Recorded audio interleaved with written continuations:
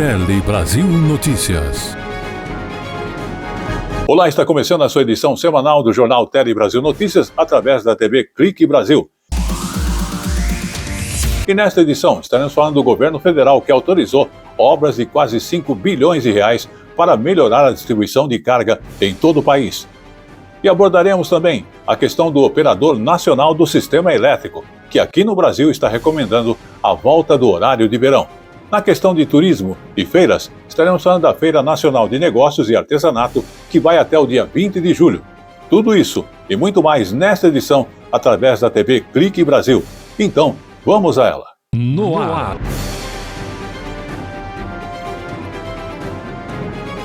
Tele Brasil Notícias.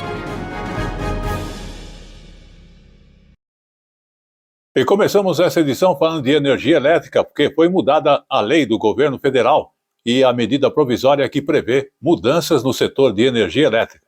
Entre as principais está o limite para os aumentos da taxa do CDE, que inclusive é a taxa contida nas contas de luz.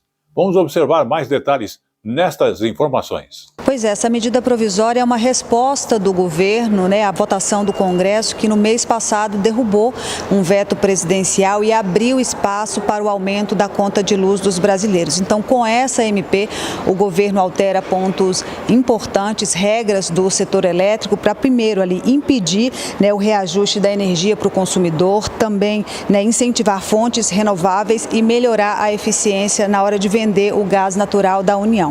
Na parte que trata ali desse reajuste, dessa revisão, dessa redução, o governo está criando um limite para o valor que pode ser arrecadado pela CDE, que é a Conta de Desenvolvimento Energético. Essa conta, na verdade, é um fundo mantido com contribuições principalmente dos consumidores e serve para bancar políticas públicas importantes como luz para todos e tarifa social. Então, a ideia é que com essa trava, se houver necessidade de mais recursos para bancar esses programas, o excedente ele será cobrado dos demais beneficiários da CDE, no caso, por exemplo, distribuidoras e geradoras de energia. Então, os consumidores de baixa renda vão ficar de fora dessa cobrança e assim o governo garante proteção contra esses aumentos tarifários. Essa MP também traz ali outros pontos, 2 pontos importantes no caso.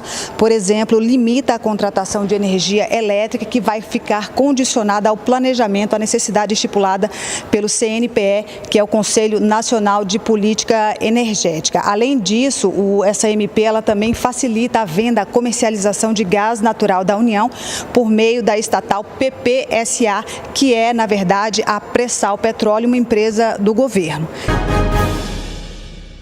Vamos agora falar então de concursos unificados. O governo federal pode manter os concursos públicos nacional unificado como uma política permanente, uma possibilidade. Isso com provas a cada 2 anos, a partir de 2027. A informação, inclusive, foi dada pela ministra de Gestão, Inovação e Serviços Públicos, a Esther Dukerk, em entrevista à EBC. Vamos acompanhar. E é nessa lógica que eu acho que toda política permanente deve ter, como foi o Enem.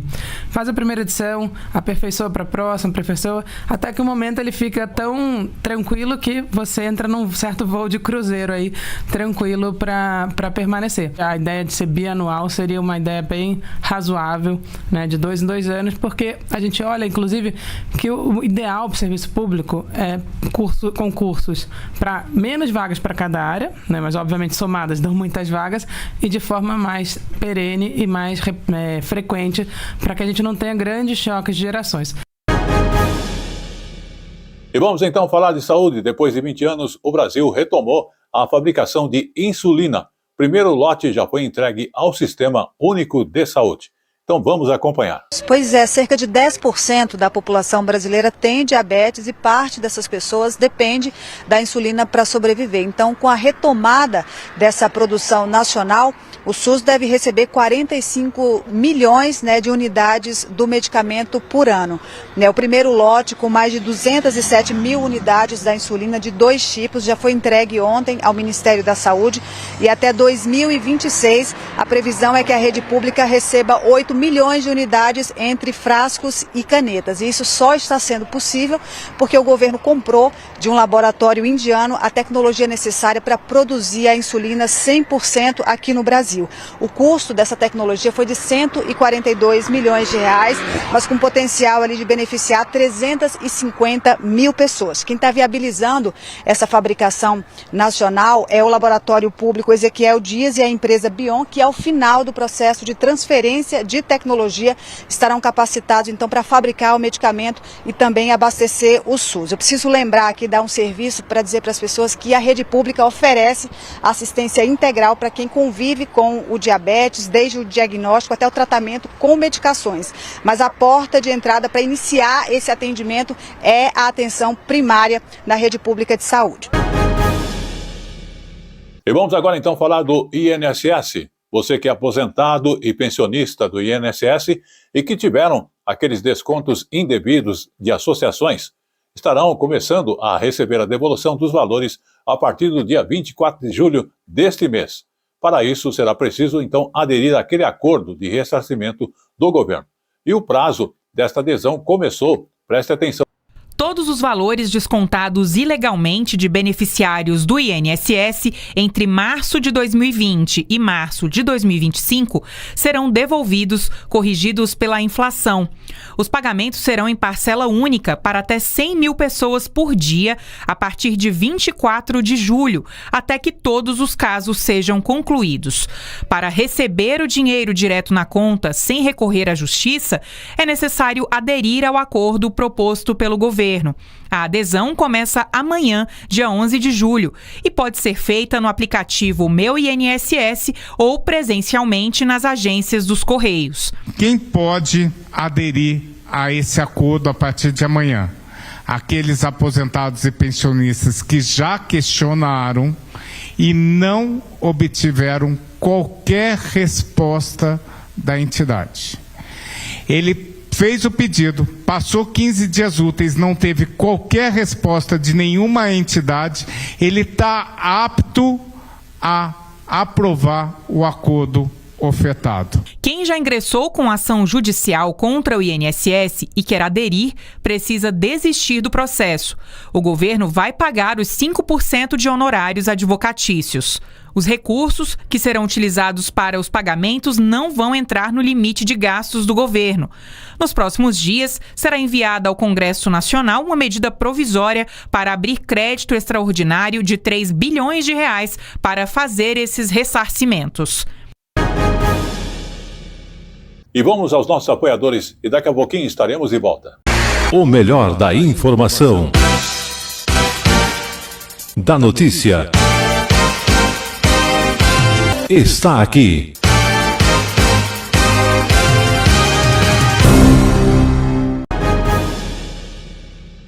Vamos falar agora da questão de uso de celulares nas estradas para ler-se mensagens. Exatamente. Inclusive, um estudo está indicando que a probabilidade de um condutor se envolver em um acidente, neste momento, ao ler uma mensagem, é de 400%.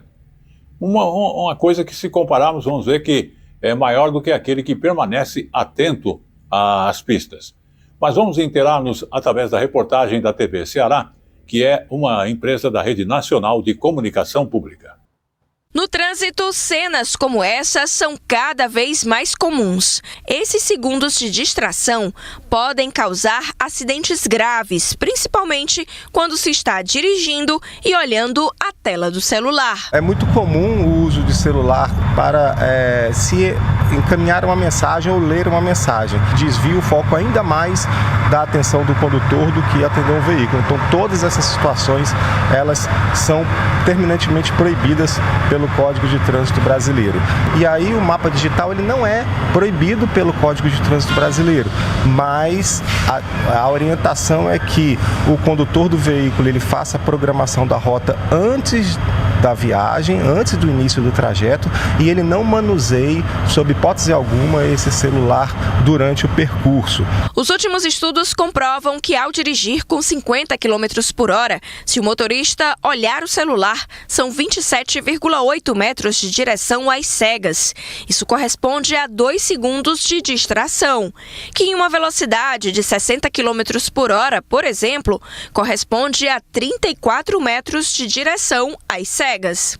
Por isso, quando for fazer o uso de direção, a orientação é que o condutor pare o veículo em um local seguro para verificar o celular. O uso de celular ao volante ele é uma infração de trânsito de natureza gravíssima, com previsão de multa de R$ 293,47 e 7 pontos na Carteira Nacional de Habilitação. Já existem estudos que comprovam que o uso do celular no volante é a terceira causa de mortes no trânsito, ficando atrás apenas do excesso de velocidade e dirigir sob o efeito de álcool. Não só a colisão, mas até mesmo a lentidão do trânsito. Muitas vezes nós estamos imobilizados no semáforo, o semáforo abre, o veículo da frente não inicia marcha. Quando nós fazemos a ultrapassagem que olhamos, está o condutor de cabeça baixa manuseando o telefone celular. Então são fatores bem recorrentes hoje na nossa cidade. Um estudo feito pela Unesp, a Universidade Estadual Paulista, ela comprova que pais que não fazem atividades físicas contribuem para que os filhos se tornem sedentários. Isso mesmo, vamos acompanhar. Parque cheio. Crianças e pais aproveitavam o dia de sol em São Paulo. Valia andar de bicicleta, de skate, de patins. Michele veio com os 3 filhos e o marido. Não é só mais questão físico, hoje é saúde, então a gente precisa trazer isso para os filhos, né? Não é uma coisa tão chata de se fazer, é uma coisa mais divertida, tipo andar de bike. Um estudo da Universidade Estadual Paulista, Unesp, analisou 182 jovens com idades entre 6 e 17 anos e seus pais. O objetivo era avaliar os níveis de atividades físicas e o quanto os hábitos dos pais influenciam os filhos. Eles recebem o acelerômetro, que é um dispositivo pequenininho assim, que ele usa, né, durante uma semana, cada membro da família. E depois eles retornam, a gente entra em contato para eles virem devolver aqui, e eles fazem a avaliação do DEXA, que é a parte da saúde óssea, né? E aí nós vamos vendo a questão desses hábitos, principalmente como é que é mediado pela atividade física. Pais com rotina sedentária contribuem para o comportamento sedentário dos filhos. Mas pais que praticam atividades físicas tendem a ser seguidos pelos filhos. E as mães ativas têm influência dobrada nos hábitos dos filhos. É o que Dayana tenta mostrar para os 3 filhos. Eu e meu esposo, a gente pratica assim. A gente vai para academia umas 4 vezes na semana. Desde nova, né, eu vi eles fazendo e queria fazer, até que um dia eles levaram eu para fazer uma aula experimental e eu gostei. Dados do Ministério da Saúde mostram que 340 mil crianças com idades entre 5 e 10 anos já estão acima do peso. O recomendável é que crianças e adolescentes pratiquem 60 minutos de atividade física todos os dias. A assistente comercial Débora sabe bem da importância de movimentar o corpo. Mãe solo, ela incentiva o filho Theo, de 3 anos, a fazer atividade física. No meu caso, sou mãe carreira solo, né? Então é puxado, é o dobro. Mas aí, à noite você vê eles dormindo assim, depois de brincar um dia inteiro num parque tão bonito, você nem lembra mais do cansaço. Muito bem, vamos falar então de saúde, mais de um alerta. Uma nova variedade de vírus da Covid-19 foi identificada em pacientes no estado de São Paulo e também no Ceará. A chamada de XG, ou Stratus. A variante já circula por 38 países. Vamos conhecer e acompanhar com mais detalhes. Dos 8 casos registrados no país, 2 foram identificados em São Paulo, os outros 6 no Ceará. Não há registros de mortes pela variante da doença, que, assim como outros sequenciamentos genômicos da Covid-19, vem sendo monitorada continuamente pelos órgãos públicos de saúde. O Ministério da Saúde alerta que a vacina ainda é a melhor forma de se proteger contra esta e outras variantes do vírus da Covid. Desde o ano passado, a imunização contra a doença integra o calendário nacional de vacinação para gestantes, idosos e crianças. Neste ano, mais de 14 milhões de doses foram distribuídas em todo o país. E chegou agora no Tele Brasil Notícias, o nosso Momento Jurídico. O Momento Jurídico de hoje aborda a questão de estelionato sentimental, que gera direito e indenização e danos morais e materiais. É uma decisão, inclusive, da 4ª turma. Então vamos acompanhar. Estelionato sentimental pode gerar direito à indenização por danos morais e materiais, decide 4ª turma do Superior Tribunal de Justiça. Declarações de amor, promessas, planos para o futuro. Depois do vínculo criado, surgem os pedidos, principalmente envolvendo dinheiro e bens. Características do estelionato sentimental: simulação de relacionamento amoroso para obter vantagem financeira. Essa conduta do estelionato amoroso tem duas interpretações. A gente tem o crime, a infração penal prevista lá no Código Penal, estelionato, com pena de 1 a 5 anos, mas a gente também tem o ato ilícito do direito civil, que está previsto no artigo 186, combinado com o 927 do nosso Código Civil. Então, apesar de ser a mesma situação, a pessoa pode sim ser processada e punida nas duas esferas, no criminal e no civil. Em um caso que chegou ao Superior Tribunal de Justiça, uma viúva se envolveu com um homem 12 anos mais jovem e disse ter repassado para ele cerca de R$40 mil durante a relação. Após negar novo pedido de dinheiro, a mulher foi abandonada. Então, ajuizou a ação solicitando reparação por estelionato sentimental. O homem foi condenado a pagar R$40 mil por danos materiais e R$15 mil por danos morais. A decisão foi mantida pelo Tribunal de Justiça de São Paulo. A relatora na 4ª turma do STJ, ministra Isabel Galotti, explicou que o artigo 171 do Código Penal exige para a configuração do estelionato 3 requisitos: obtenção de vantagem ilícita em prejuízo de outra pessoa, uso de meio fraudulento e indução ou manutenção da vítima em erro. Para a ministra, esses elementos ficaram caracterizados nesse caso. Além disso, o homem tinha consciência da vulnerabilidade emocional da mulher e se aproveitou dessa condição para simular uma relação amorosa e manipular os sentimentos dela. Os demais ministros da turma acompanharam o voto da relatora e negaram provimento ao recurso especial, entendendo que o estelionato sentimental configura ato ilícito passível de indenização por danos morais e também materiais, pelas despesas extraordinárias decorrentes do relacionamento. E vamos aos nossos apoiadores e daqui a pouquinho estaremos de volta. O melhor da informação. Da notícia. Está aqui.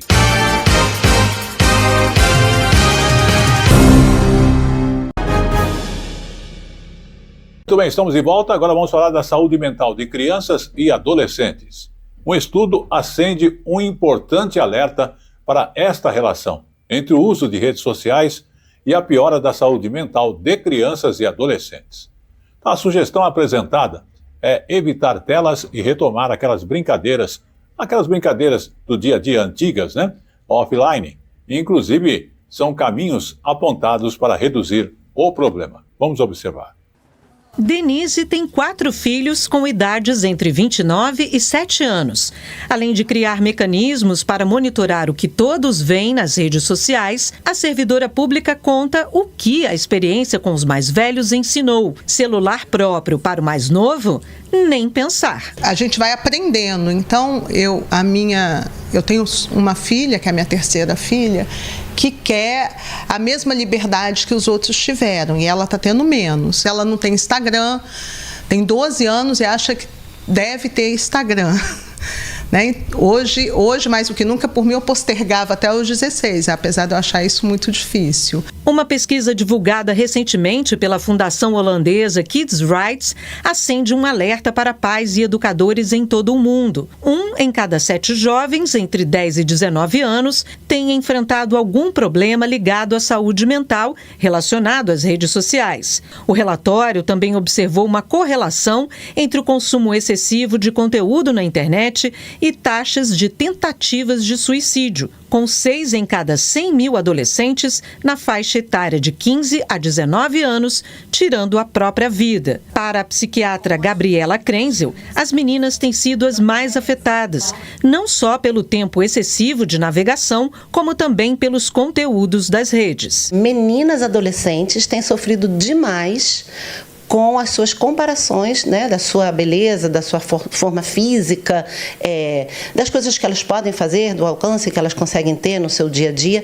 e isso é extremamente nocivo e aumenta a ansiedade, diminui a autoestima, muitas vezes aumenta sintomas depressivos. Ainda segundo a médica, é preciso proporcionar alternativas para que crianças e jovens tirem o celular das mãos e conheçam atividades mais criativas.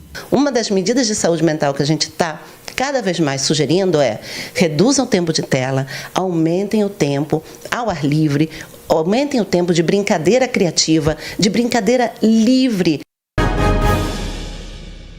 Muito bem, e ainda falando de crianças prodígios, né? Agora, um assunto diferente.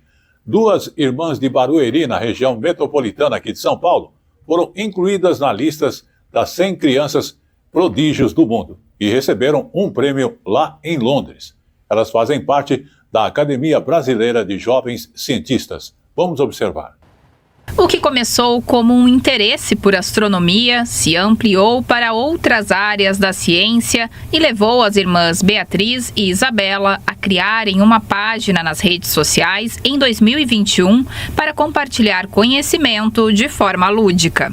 A gente começou primeiro falando de astronomia e aí depois a gente foi fazendo experimentos com coisas que as pessoas tinham em casa. As irmãs, conhecidas como dupla Big Bang nas redes sociais, já conquistaram prêmios em Olimpíadas de Ciências e foram nomeadas embaixadoras mirins pelo Ministério da Ciência, Tecnologia e Inovação.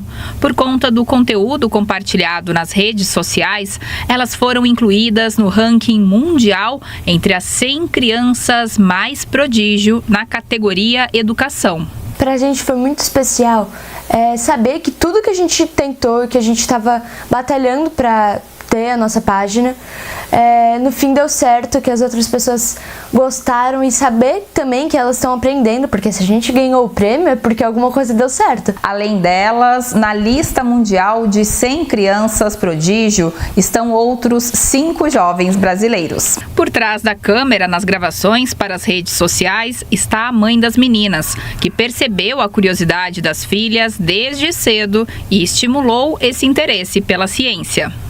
E aí eu falei, olha, vocês estudam astronomia, por que a gente não vai e conversa com outras crianças? Vocês fazem do jeitinho de vocês, assim, né? Eu acho que a grande virada de chave, assim, foi quando elas entenderam que o que elas fazem traz para elas, assim, um grande benefício, mas ajuda outras crianças a entenderem que podem mudar a realidade delas com a educação, como foi o caso da nossa família, como é o caso delas também.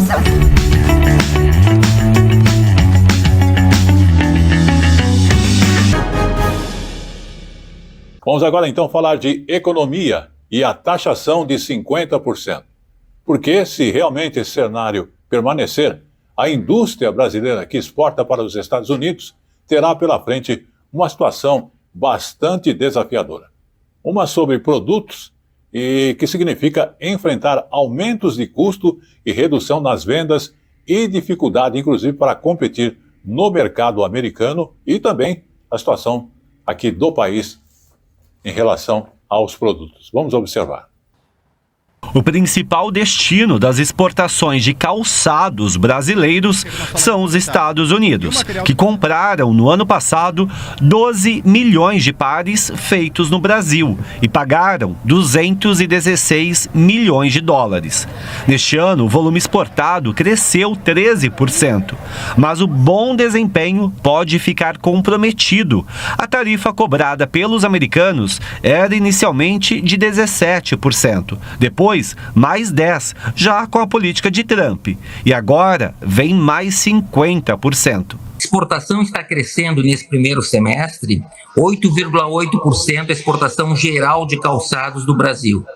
Para o mercado norte-americano, o nosso crescimento foi 13,5%. Esse aumento de tarifa anunciado agora a partir do dia 1º de agosto, na verdade é um balde de água fria na recuperação da indústria calçadista nacional para sua exportação para o mercado norte-americano. Outro setor que deve sentir o impacto é o de laranja. O Brasil é um dos principais produtores. São cerca de 12 milhões de toneladas por ano, o que representa 34% de toda a produção mundial. Os Estados Unidos respondem por 41% da exportação brasileira. É um momento de muita apreensão em que o setor praticamente está paralisado à espera dos próximos passos e dos desdobramentos finais dessa história. Os Estados Unidos estão entre os maiores parceiros comerciais do Brasil. As exportações para o país norte-americano somaram no ano passado 40 bilhões de dólares, uma alta de 9% em relação ao ano anterior. Mas o que aumenta agora são as incertezas. Diversos setores no Brasil podem sentir os efeitos negativos das tarifas se elas forem de fato praticadas. Mas, para este especialista em comércio internacional, os próprios consumidores americanos podem ser impactados. Os compradores americanos vão procurar fornecedores alternativos. Em outros casos, vai haver um repasse de preço para o consumidor americano. Isso tem acontecido já em alguns produtos, com aumento de elevação de inflação nos Estados Unidos e críticas ao governo Trump. O mais importante agora são as negociações. As demandas americanas se referem muito a decisões do judiciário e o executivo não pode nem vai interferir nas decisões do judiciário brasileiro. E estamos de volta e agora abordando aquela questão que anunciamos inicialmente. O governo federal autoriza obras de quase 5 bilhões para melhorar a distribuição de carga no país. Vamos observar. Vão ser tocados pela iniciativa privada que vai construir e também modernizar terminais portuários no país. A meta é melhorar a logística de distribuição de carga, seja líquida ou sólida, como petróleo e minérios. Ao todo, vão ser investidos 4 bilhões e 700 milhões de reais em 9 terminais distribuídos por 6 estados. Segundo o Ministério de Portos e Aeroportos, 10 mil empregos diretos e indiretos vão ser gerados durante a construção e a operação dos terminais. E vamos aos nossos apoiadores. O melhor da informação. Da notícia. Está aqui.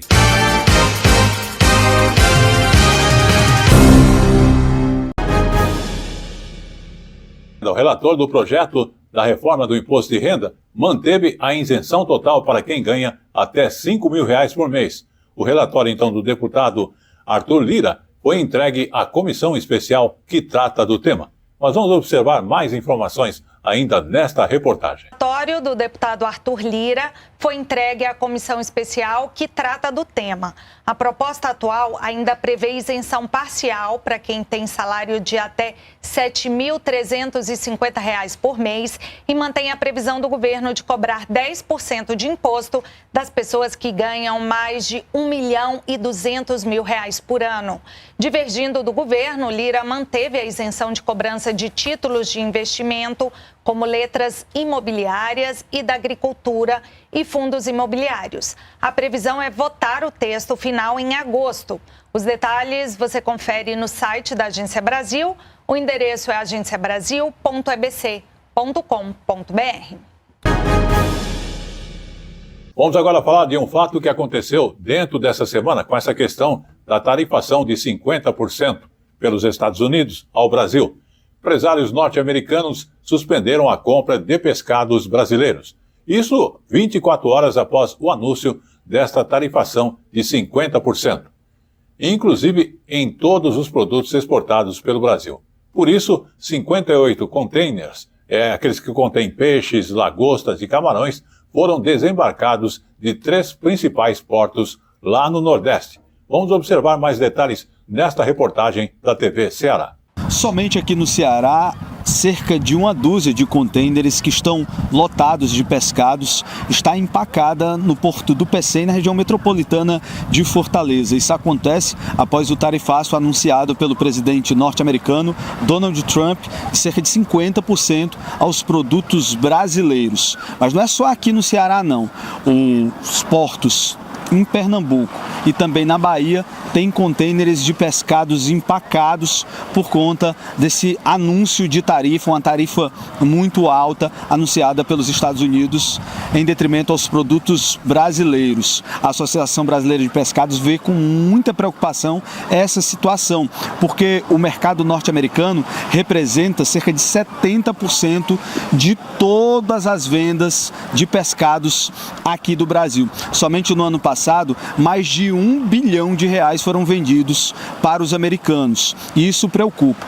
Os pescados estão empacados aqui porque a viagem entre o Brasil e os Estados Unidos dura 18 a 20 dias. Quando chegasse lá, esses produtos poderiam ter um preço muito alto, serem taxados com as novas tarifas, isso seria um problema. Então foi um pedido dos próprios compradores para que os vendedores, os produtores brasileiros parassem, cessassem um pouco e esperassem ver a diplomacia entre Brasil e Estados Unidos. Ou seja, a gente continua acompanhando o caso, o Itamaraty também ainda não se pronunciou sobre isso e os pescados, por enquanto, estão guardados em contêineres refrigerados, esperando a exportação.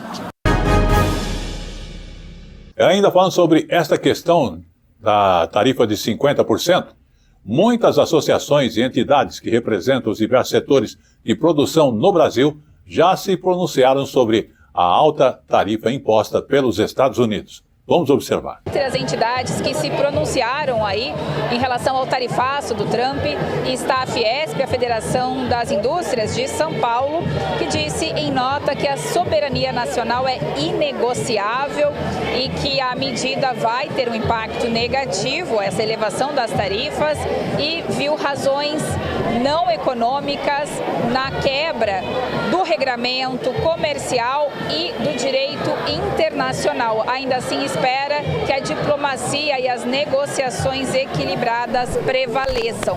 Já a Associação Brasileira da Indústria Química, a ABQIM, vê com preocupação a sobretaxa anunciada pelo Trump e destaca que o setor químico brasileiro é deficitário em relação aos Estados Unidos, tem um déficit de 7,9 milhões de dólares.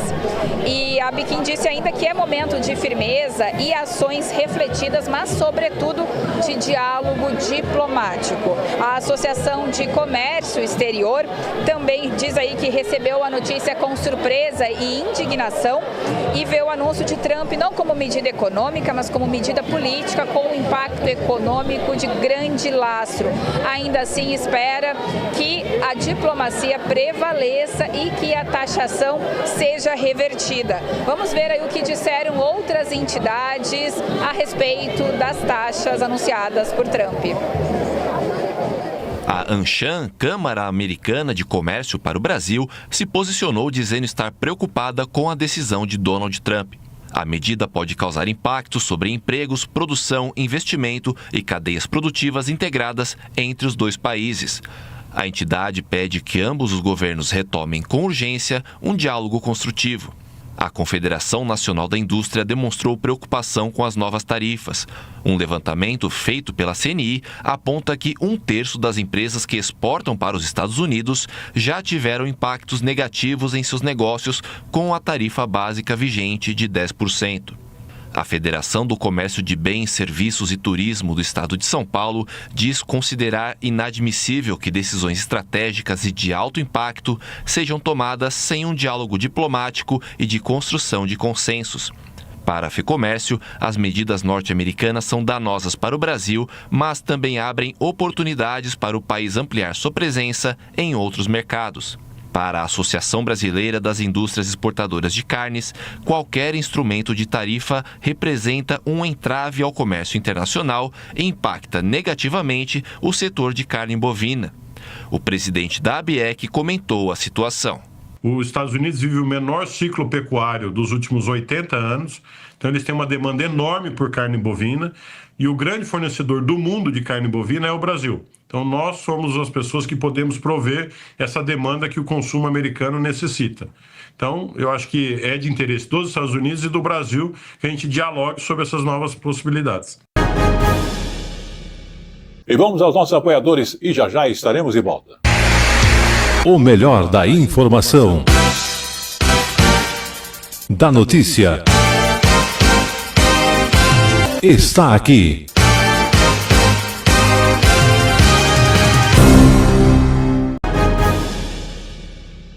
E estamos de volta agora falando então da questão do Operador Nacional do Sistema Elétrico, que inclusive é um destaque de nossa edição, recomendou a volta do horário de verão aqui no Brasil. E de acordo com o relatório, o sistema pode apresentar problemas para suprir a demanda energética nos próximos 2 anos. O Brasil tem mais fontes geradoras de energia com o crescimento das unidades solares ou fotovoltaicas e eólicas, mas elas são intermitentes e geram maior volume de energia durante o dia. Por isso é necessário uma solução para o horário noturno, que tem a maior demanda. Neste contexto, o horário de verão pode ser uma medida complementar que reduz o consumo no país inteiro. Os detalhes sobre esse assunto estão no site da Agência Brasil. O endereço é agenciabrasil.ebc.com.br.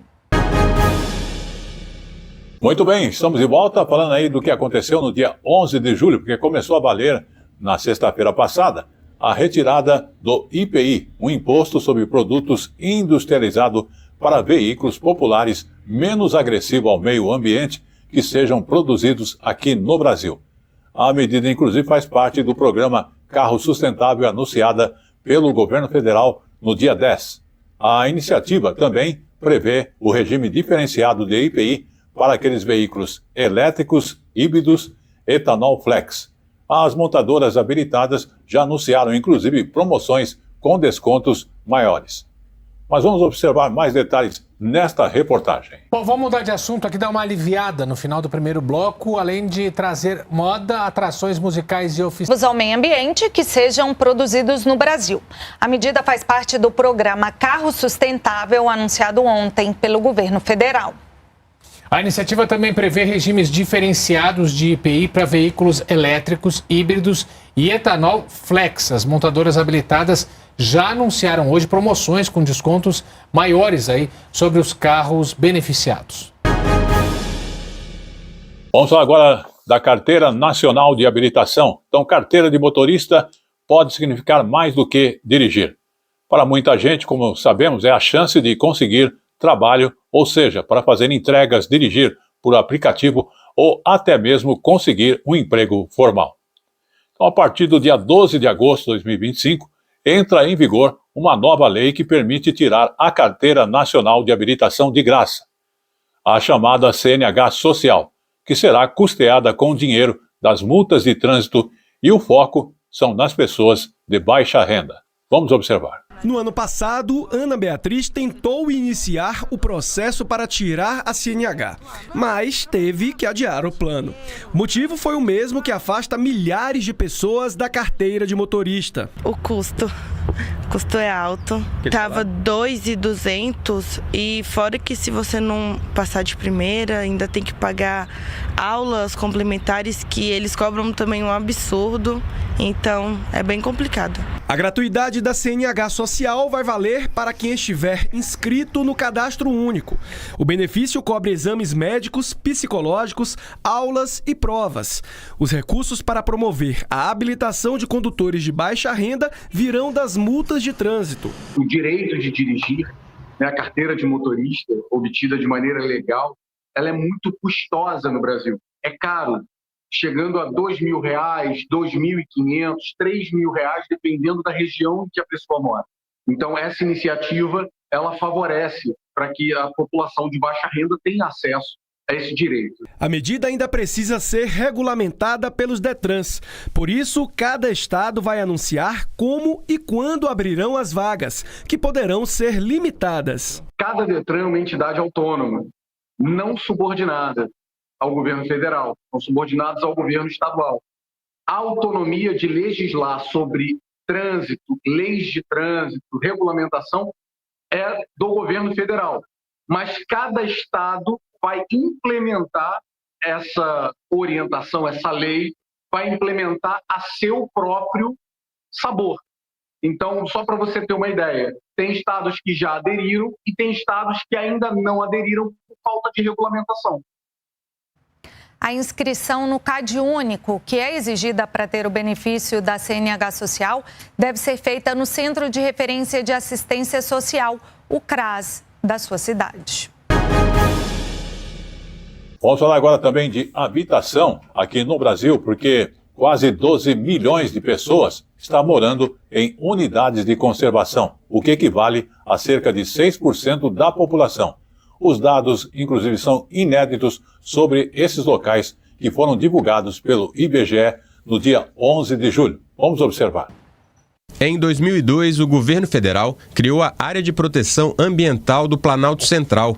O objetivo foi proteger o lugar onde está a capital do país e também as nascentes de vários cursos d'água, que formam grandes bacias hidrográficas, como a do São Francisco, que sobe de Minas Gerais ao Nordeste, passando por mais de 500 cidades. De acordo com o censo de 2022, essa área de proteção ambiental é a mais populosa do país, servindo de moradia para quase 40% da população do Distrito Federal e Goiás.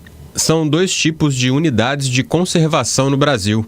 As de proteção integral têm usos mais restritos. São parques, estações ecológicas e monumentos naturais, por exemplo. Já as de uso sustentável combinam a conservação da natureza com uma maior presença humana. Se dividem em subtipos, como floresta, reserva extrativista, reserva particular do patrimônio natural e área de proteção ambiental. São 2.365 no total. A maioria tem gestão estadual. Em segundo lugar, vêm as administradas pelo governo federal e, por último, as ligadas às prefeituras. No total, 5,8% dos brasileiros vivem em unidades de conservação, quase todos em áreas de proteção ambiental, as APAs. Mais da metade desses moradores são pardos. Pouco mais de 1% são indígenas e 2,3% quilombolas. O levantamento ainda mostra que 6 estados não têm sequer 1% dos moradores vivendo em unidades de conservação de uso sustentável. Para o pesquisador do IBGE, isso pode significar uma ausência dessas áreas de proteção em algumas regiões. Num contexto como o nosso, de crise climática, e um momento em que a questão ambiental ela se torna muito presente, você ter a indicação de que você tem pouca população residindo em áreas com algum tipo de cuidado adicional ou de disciplinarização da ocupação, isso é um alerta importante a ser levado em consideração. Vamos agora falar então do frio e a questão aí da produção de frutas e verduras, né? O frio realmente provoca a disparada nos preços desses produtos, muitas vezes nesta época do ano, você pode observar. Para o consumidor, a solução é buscar alternativas mais baratas e tentar substituir, como as frutas da estação. Vamos observar esta sugestão na reportagem da NTV de Patos de Minas, emissora da Rede Nacional de Comunicação. As condições climáticas adversas dificultam o cultivo e podem levar à perda de qualidade dos produtos disponíveis no mercado. As produções agora diminuem muito, que essa época, ainda mais agora, se der uma geada e aborta todas as flores, no nosso plantio, que durante o dia você pode ver no solão lá, a gente está queimando, Mas aí chega na parte da tarde, já começa a diminuir a temperatura, cair muito, de madrugada vai muito abaixo. Hoje, por ser exemplo, lá na fazenda estava 7 graus. Frio intenso e a redução na disponibilidade de luz solar podem prejudicar o crescimento das plantas, resultando em colheitas menores e menos saudáveis. Esse fenômeno é especialmente preocupante para os agricultores que enfrentam desafios significativos nesta época do ano. As vendas diminuem por causa do preço, que vai lá em cima, e não tem muita quantidade. E o pessoal, por exemplo, hoje, agora no inverno, é bom para as folhosas, Aí folha ninguém quer saber de comer, Agora alface dá em qualquer quintal, você pode ver o quintal do pessoal tá tudo cheio. Isso aí é bom, sabe? Todo mundo tem seu hidropônico, sua tampadinha ali, dá para produzir. Mas o que diminui mesmo é o preço, que altera muito, e aí o pessoal diminui mesmo em casa o consumo. A fruta menos resistente neste período de baixa temperatura é a banana. Já os vegetais, como brócolis, alface e couve, são bem afetados neste período. No entanto, o inverno também traz consigo uma variedade de frutas e vegetais que são naturalmente mais resistentes ao frio. Esses produtos estacionais podem ser encontrados em abundância, apresentando melhor qualidade e sabor, oferecendo aos consumidores alternativas nutritivas e frescas durante a estação. A laranja também aguenta, a mexerica, Esses aí aguentam mais. Mas não tem tanta saída, Não tem saída. É difícil, as vendas ficam muito ruim, muito fraca. Vamos agora então falar do Amazônia e também do Pará, porque há quase 100 anos o Pará e a Amazônia receberam imigrantes japoneses que vieram para o Brasil atraídos pela aquela promessa de largas extensões de terra e um solo rico para a monocultura. Só que, na prática, derrubar a floresta para criar o gado ou fazer grandes lavouras acabou não dando certo. E diante desta situação que foi bastante ruim, uma comunidade lá do Pará resolveu explorar os frutos da floresta em manejo sustentável e sem derrubar as árvores. A reportagem que você vai acompanhar agora mostra como é possível ter ótimo resultado econômico financeiro sem as tentativas de derrubadas de árvores ou mesmo o desmatamento da região. Vamos observar. Em 1929, os governadores do Pará e do Amazonas atraíram os primeiros imigrantes japoneses para viver no norte do Brasil. O objetivo era criar alternativas econômicas diferentes da exploração da borracha. Essa corrente migratória japonesa na Amazônia teve dois grandes resultados, né? Uma foi a introdução da lavoura da juta, que isso ocorreu no estado do Amazonas. A outra corrente migratória foi aqui em Tomé-Açu, aqui no estado do Pará, né? Que teve como saldo a introdução da lavoura da pimenta do reino. A juta, uma fibra vegetal têxtil que foi muito usada na época para ensacar café, foi importante economicamente na área, porque absorveu a mão de obra local logo após a crise da borracha. Além disso, a pimenta do reino, trazida pelos imigrantes japoneses, foi um sucesso e seguiu dando bons resultados para o Brasil. Na década de 1960, o senhor Michinori chegou a Tomé-Açu, no Pará, e aprendeu com o pai a viver da terra brasileira. Inicialmente, como os demais imigrantes na região, o plano era abrir o campo para lavouras ou para a criação de gado. Só que o negócio não prosperou. O pasto não crescia como em outras regiões do Brasil. Na década de 70, início de 70, final de 60 para início de 70, choveu muito, sabe, anos e anos. Praticamente assim inundou nossa propriedade. Então houve assim mortandade de pimenta do reino. Então, a partir desse momento, a gente passou uma dificuldade financeira, né? Com o tempo, os imigrantes perceberam que dentro das florestas havia riquezas econômicas e não fazia sentido desmatar. A agrofloresta permite a troca dos campos de produção, desmatados, fertilizados e plantados pelo extrativismo. Ou seja, joga-se fora o trator e entram os trabalhadores que colhem os frutos valorizados e disponíveis sem prejudicar o ecossistema. Hoje nós temos 230 hectares de sistema agroflorestal, nossa propriedade, né? Trabalham mais de 40 pessoas durante 12 meses e no ano, né, temos renda 4 espécies que nós implantamos, né? Se do ponto de vista ambiental não existe solução melhor, a troca vale até mesmo pensando nos números. Imagine 1 hectare de floresta derrubada. Além do custo de desmatar, preparar o solo e produzir, o rendimento com o gado, segundo a Secretaria de Agricultura do Pará, é de R$ 92,00 por mês por hectare. Se o produtor decidir manter a floresta e explorar culturas locais, como a pimenta do reino, o ganho médio pode chegar a R$ 917,00 na mesma área, um valor mais de 9 vezes maior.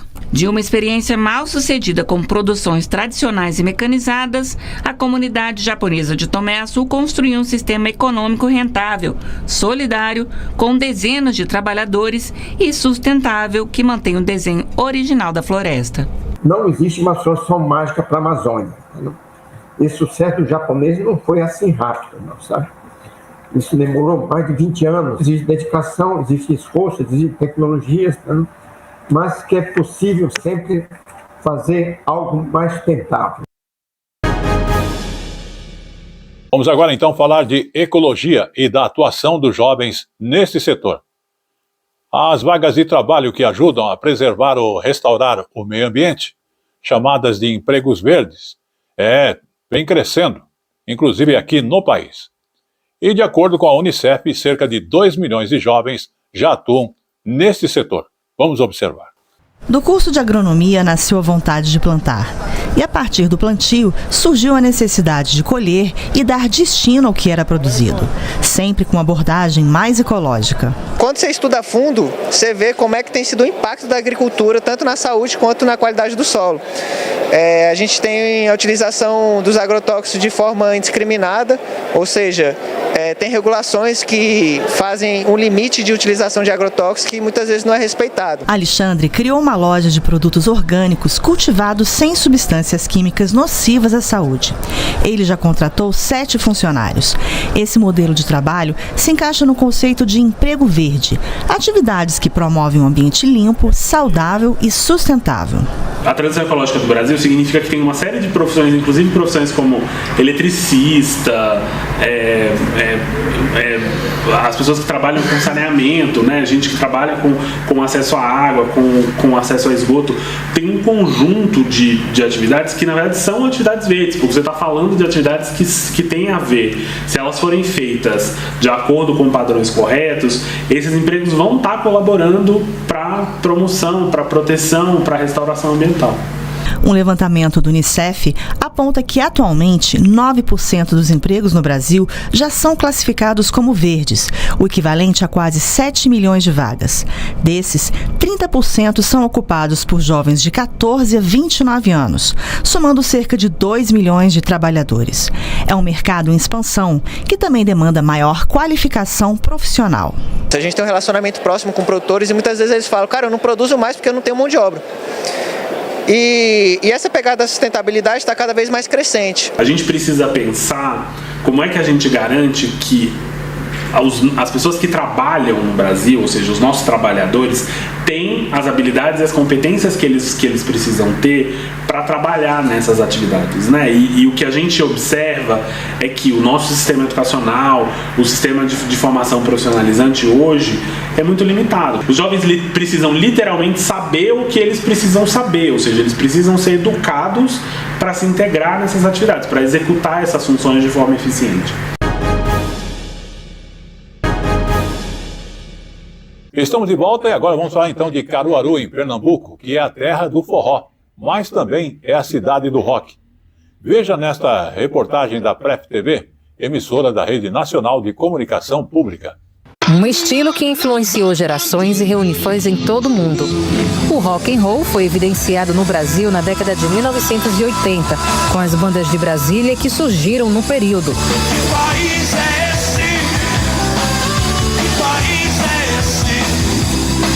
Engana quem pensa que em Caruaru só se toca forró. A multiculturalidade da cidade também é expressada através dos acordes da guitarra no rock and roll.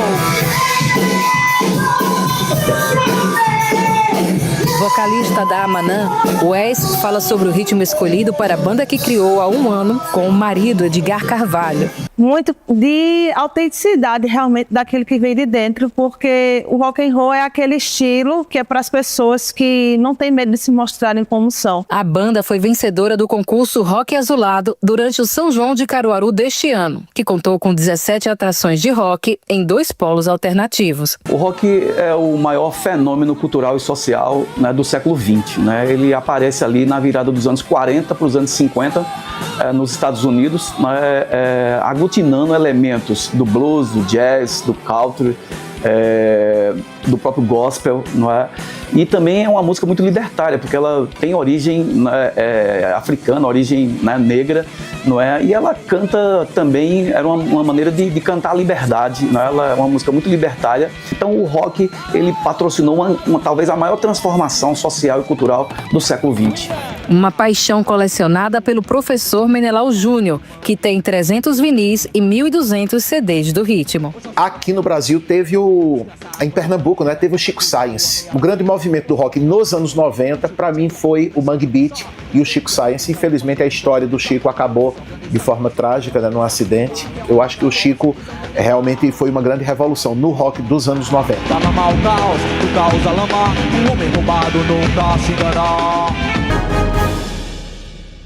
Vamos agora falar então de educação e a preservação do meio ambiente.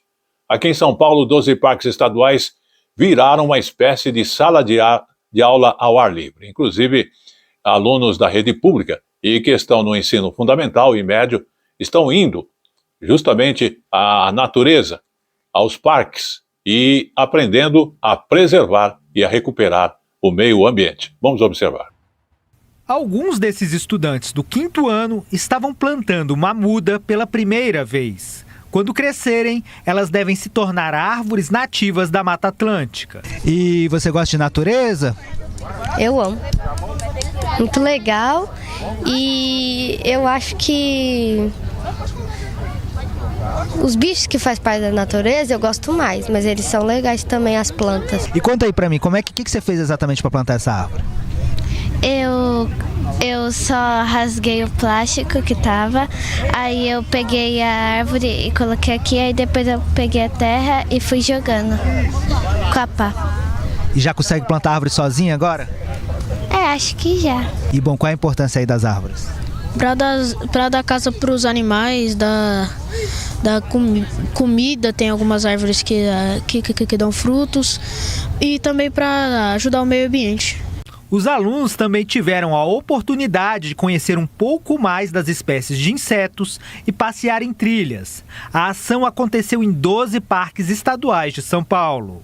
Ao trazer as turmas escolares para parques como este, que fica no entorno do rio Tietê, a ideia é aproximar os estudantes da natureza e ajudar a formar a consciência ambiental dos jovens. A expectativa é que os alunos se percebam como agentes na construção de um futuro mais sustentável. Os roteiros foram estabelecidos de acordo com as faixas de idade dos estudantes, conectando as atividades ao ar livre com o currículo em sala de aula. Observando as especificidades, por exemplo, do início do fundamental, a gente tem um roteiro, final do fundamental, a gente tem outro roteiro, ensino médio a gente também tem. E aí a gente quer estimular, por exemplo, no ensino médio, que os jovens já tragam soluções socioambientais para a gente preservar, restaurar, olhar, por exemplo, que a gente mapeou nas nossas unidades de conservação, 38 mil hectares passíveis de restauração. E como eu falo sempre, tudo que é bom, tudo há pouco, o Tele Brasil Notícias da semana está chegando ao seu final, agradecendo a sua audiência. Mas antes de encerrarmos, vamos abordar um tema nosso que foi a Feira Nacional de Negócios e Artesanatos, que além de trazer aí para nós modas, atrações musicais, oficinas, esta Feira Nacional de Negócios e Artesanato, ela é importante porque ela acaba trazendo um artesanato de gente pequena, produtor pequeno em geral. A FENEARTE, inclusive, divulga o trabalho de mais de 5 mil artesãos. Esse é um dia muito aguardado pelos pernambucanos, porque essa feira é um marco da cultura pernambucana e neste ano, numa edição histórica, são 25 anos. A gente vai mostrar aqui para vocês, esse é o corredor da entrada e desde o início, das 2 horas da tarde, quando os portões foram abertos, a feira já estava um sucesso, muita gente vindo conferir essa edição que comemora a própria história da feira e também as feiras de rua. A gente vai mostrar para vocês algum desses exemplos aqui dos artesãos que fazem parte dessa história. É a maior feira da América Latina no ramo do artesanato e são artesãos da arte popular, como o mestre Roberto Vital de Igaraçu, que vocês vão acompanhando agora essa obra sensacional que a gente vai vendo, que cada parte conta uma história da vida dele, relembrando a infância, e por aqui a gente vai acompanhando vários exemplos disso. São mestres do barro, das esculturas, das pinturas, dos mamulengos, enfim. A expectativa, gente, é que mais de 320 mil pessoas compareçam o evento até o próximo dia 20. Todo dia vai estar funcionando por aqui. E também que mais de 108 milhões de reais de recursos sejam movimentados durante esses dias da feira. A gente tem um lema que diz o seguinte, que de Caruaru até o Japão, porque a gente tem Pernambuco, artistas pernambucanos, artistas brasileiros, artistas de todo mundo, então que de Caruaru até o Japão, tudo se encontra aqui na nossa FENEARTE. Eu volto com vocês no estúdio. O Jornal Tele Brasil Notícias, através da TV Clique Brasil, está chegando ao seu final, agradecendo a sua audiência aqui no Brasil ou em qualquer parte do mundo. E lembrando que você revê as nossas informações através aí do YouTube ou Facebook, no @Jornal Tele Brasil Notícias ou Facebook A Hora da Notícia. Queremos agradecer à direção da TV Clique Brasil e também a todo o trabalho de nossa equipe. E estaremos de volta na semana que vem. Até lá!